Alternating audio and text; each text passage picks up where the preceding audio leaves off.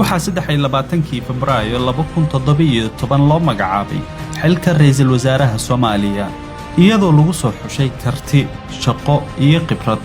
7 cisho kadib magacaabistiisa 1 Maarso 2017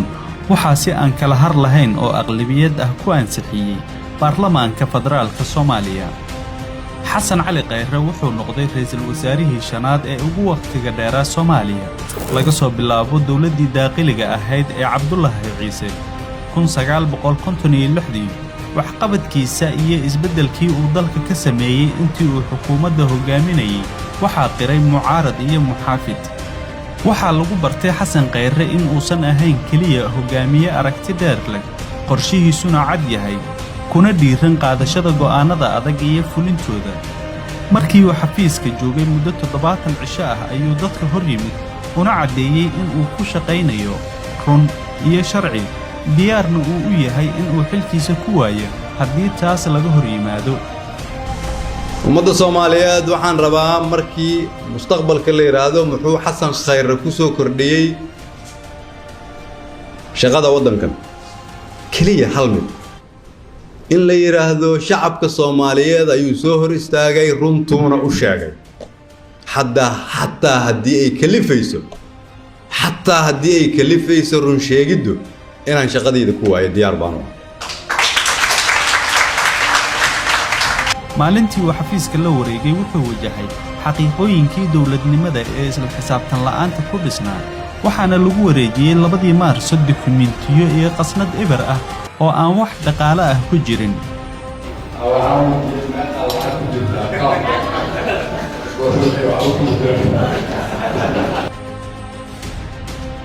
musharax madaxweyne xasan cali khayre intii uu ahaa ra'iisul wasaaraha dalka kama reebin in uu runta dhinac maro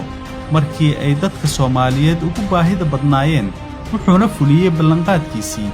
markii uu 9 Juulaay 2020 sacad u sheegay in jidka kaliya ee dalka u furan uu yahay doorasho heshiis lagu yahay wuxuu ka sii digay haddii doorashada xilligeeda lagu qaban waayo inay dalka taasi u horseedi doonto qalqal amni iyo mid siyaasadeed ayna waxyeello gaarsiin doonto dadaalkii loogu jiray dib u soo kabashada dawladnimada Soomaaliya doorashadu inay ku dhacdo waqtigii loogu talagalay ay ku qabsoonto waqtigaasna si ay ugu qabsoonto waa in la geliyo xoogga ugu badan oo la geli karo sidoo kale waa in laga fogaadaa in ay dhacdo ama lagu shaqeeyo fikir ku salaysan muddo kordhin sababtoo ah muddo kordhin waxay horseedi kartaa qalalaasa siyaasadeed mid amni iyo mid dastuuri runtaas ayay ahayd midii keentay in ay ku kala tagaan madaxweynihii dalka kadibna sababtay in la abaabulo mooshinkii buuqa ku dhamaaday ee madaxda baarlamaanka tobanaad ka shaqeeyeen 25 Juulaay 2020 kaasoo ay sharci darro ku tilmaameen sharciyaqaanada mucaaradka iyo wakiilada beesha caalamka khayre markii ay taasi dhacday isagoo awooda in uu sharciga ku taagnaado ayuu qaatay go'aan kale oo culus wuxuuna doortay inuu xilka uga tago sababaha soo socda awgood waxaan go'aansaday inaan anigu ummadda Soomaaliyeed u noqdo tusaale oo aan iska casilo xilka aan ummadda Soomaaliyeed u hayay anigoo dhowraya midnimada dalka iyo inaan dib loogu laaban burbur iyo dhibaato si aan ugu tiro shacabka Soomaaliyeed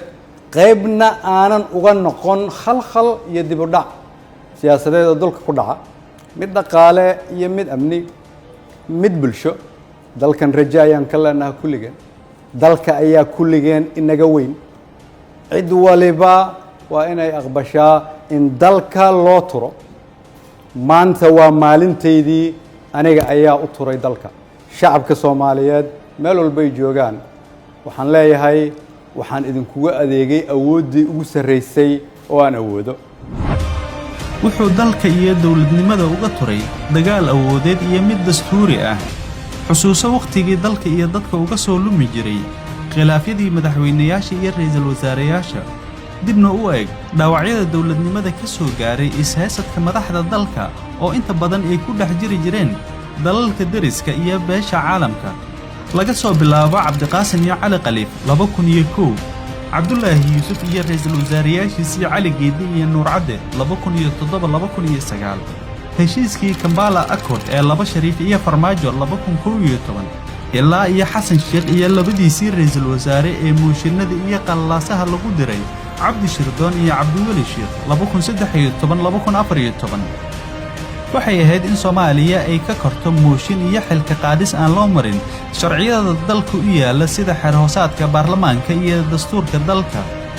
waxayna mar walba oo taasi dhacdo ay ceyb ku tahay dawladnimadeena oo muddo 30 sano ah ku dhex nooleed xayndaabka khilaafka madaxda sare ee dalka waxayna Soomaaliya ka bixinaysaa muuqaal xun oo ah in aysan isxukumi karin oo sharci darro ay u barteen xasan khayre markii uu xilka ka tagay sida ra'iisul wasaareyaashii hore u badnaayeen ma dhicin inuu dalka ka tago dibna ugu laabto qurbaha balse wuxuu dagaal u galay sidii dalka loogu soo celin lahaa jidkii uu ka leexday ee ahaa in 4 sanaba mar doorasho baarlamaan iyo mid madaxweyne dalka ay ka dhacdo isagoo awoodiisa iyo miisaankiisa ku biiriyay midowga musharaxiinta